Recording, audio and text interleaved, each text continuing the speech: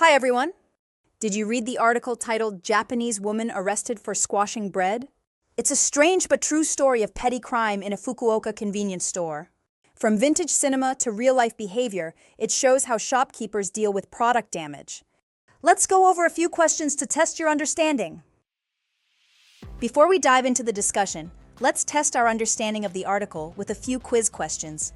These will help clarify the main ideas and highlight important details. Feel free to pause the video if you need extra time to think. Let's begin with the first question. First question, what did the woman say in her defense after being accused of damaging the bread? A. She didn't touch the bread at all. B. She thought it was her bread. C. She was checking its firmness.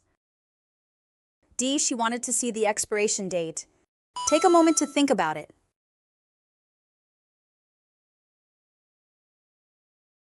The correct answer is C.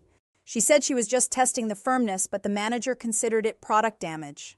Since the bread couldn't be sold after that, she was charged with destruction of property. Number 2. What does the article suggest was the reason the manager chased the woman? A. She had damaged multiple items before. B. She tried to steal bread. C. She insulted him before leaving. D. He wanted a public apology. Consider your answer carefully.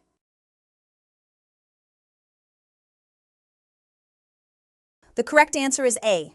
The article explains that the woman had a history of damaging items in the store by pressing on them, despite being warned not to.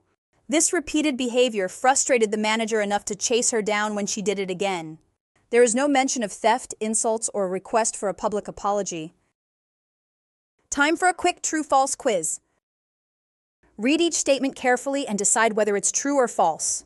Number 3. The woman paid for the bread after damaging it. Think about your response.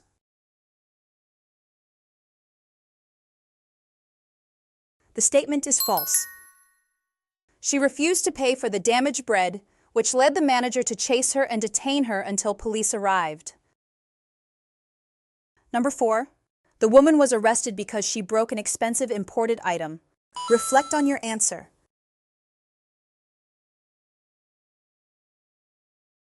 The statement is false. Even though the bread was cheap, her pattern of behavior and refusal to take responsibility led to the arrest. It wasn't about the value, but the impact. Having explored the article through these questions, let's now engage in a discussion to delve deeper into the themes presented. Consider the following question and share your thoughts. Here's a question for you.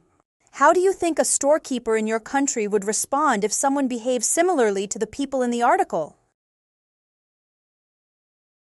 That's a fun question to think about. What's your take on it? Well, in my country, I think the storekeeper might not go as far as calling the police right away. They'd probably ask the person to pay or leave. It really depends on the store and location. But if the same person kept coming back and damaging products repeatedly, the storekeeper would probably lose patience. They might start with a warning or ask the customer not to return.